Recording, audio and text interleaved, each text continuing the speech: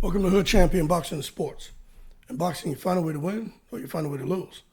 So BoxRec has published the UK's pound for pound rankings, and a lot of people won't know who some of these guys are, but I think it's good, at least for people over here in the States who are boxing fans, to have an understanding of what's going on outside of just the rack and stack, where we see a lot of the Tyson Furies, the what's the name, Terrence Crawford, Gervonta Davis.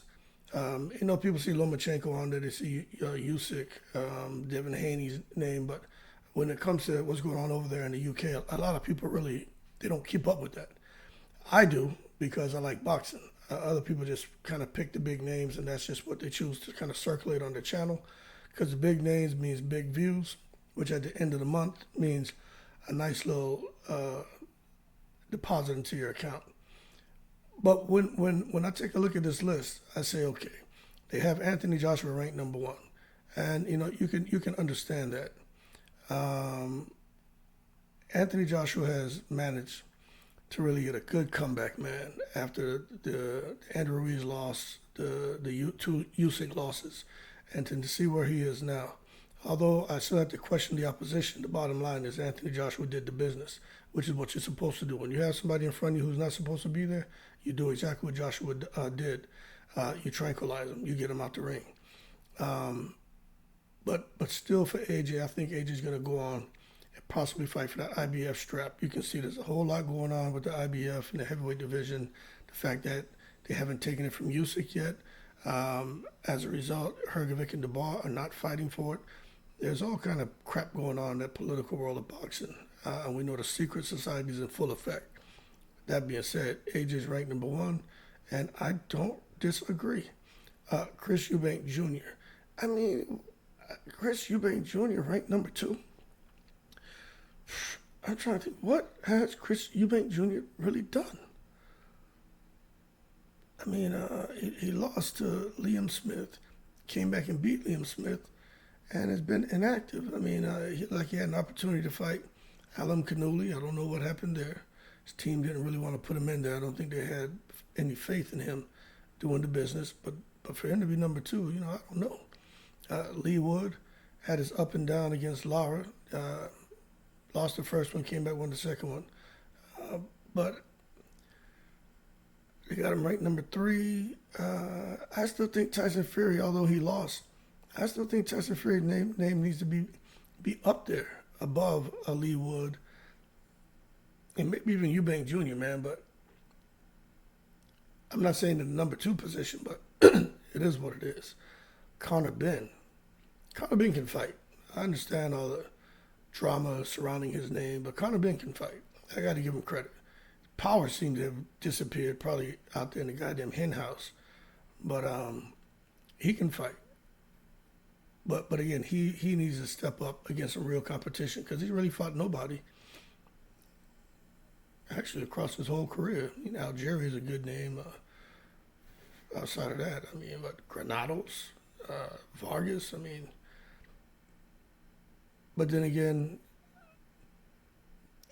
you got to have the big opportunities, and he's calling out the big names, but people don't really want to fight him. And I can understand why.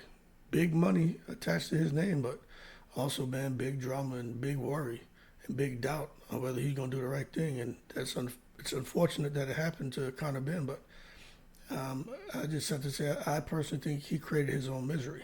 Not even with the test. It doesn't matter if you think he intentionally took something to have an advantage and all that. The bottom line is, once those results came out, that there was a positive test, it's how he handled it.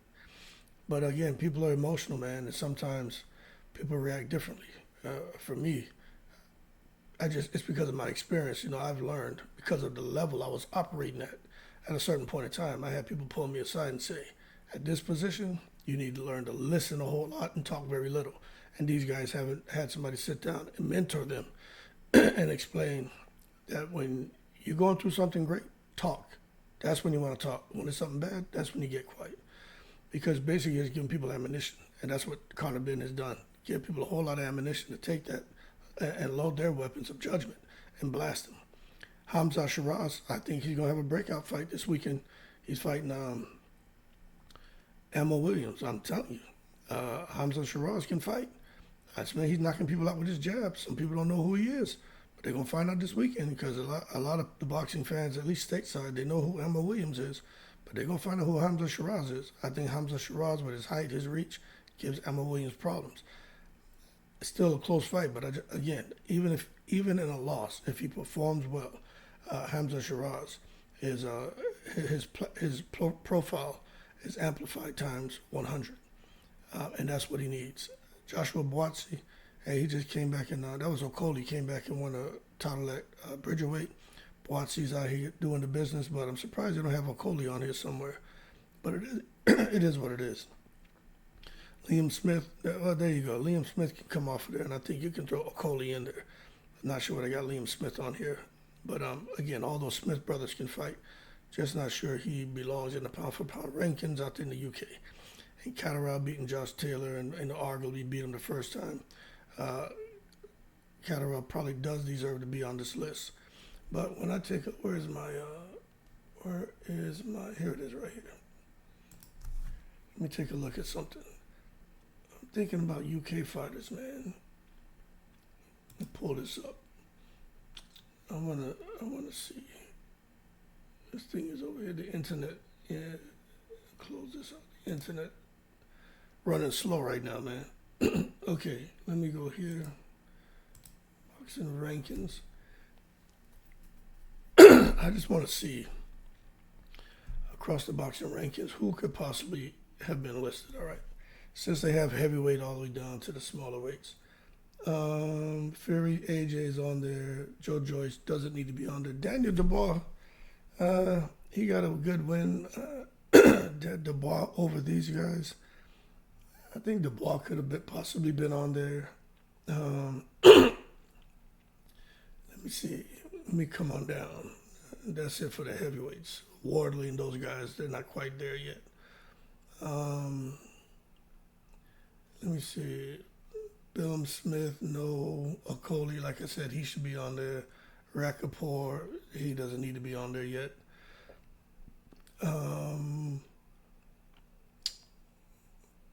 What else they got here? I think that's it for those guys. Let's come on down here to light heavyweight now. Aziz is a good name. Yardy is a good name. Buatsi, they got him on there. Yeah, Buatsi definitely. But then again, you look at these guys, and Buatsi's still undefeated. Other guys have taken losses. At 168, they don't really have anybody from the UK really getting busy at 168. So we could understand. They don't have any.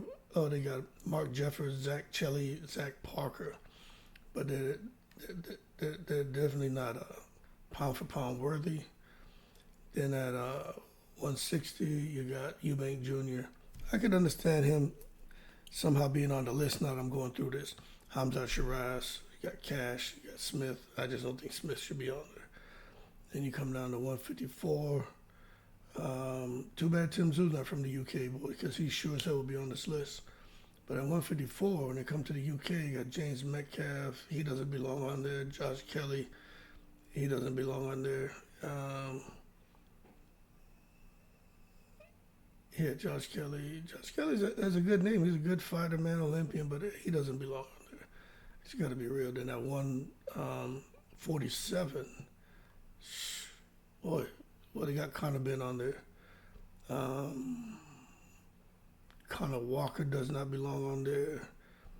Liam Taylor's not ready. Owen Cooper. Lewis Crocker doesn't belong on there. They may, based on what they have out here, that list actually may be just, I think Okoli should be on there, but that list may actually be accurate. Catterall, he's on there. Sean McComb doesn't need to be on there. Harlem Eubank is not quite there yet. O'Hara Davis, he hurt himself, boy. The old man beat the shit out of him.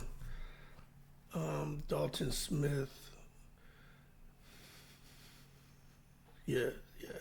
That 140-pound division, they don't really have much going on. The UK doesn't. Chamberlain may be a good candidate for a pound for pound list. Still not known. Still has some more work to do, but as far as the ring rack and stack at 135, he's up there, man. You know, he ranked number 9, so he's definitely on his way. But yeah, so when you look at it, this may be pretty damn accurate. But anyway, I just think with these guys, they just need. Eubank Jr.'s had big fights. Edges had big fights. Lee Wood has had a couple high-profile fights. Nigel Benn's a high-profile name, high-profile drama. That's why people know him. Tyson Fury's had high-profile fights. Hamza Shiraz can get an opportunity. Boatsi, he's right on the cusp of greatness, going global. Liam Smith, Catterall. Most of these guys still need an opportunity to go global, but they're making noise and the potential's there. Anyway, y'all keep cool. This is the UK's pound for pound rankings, and let me know if you agree with it or not. I'm in the breeze.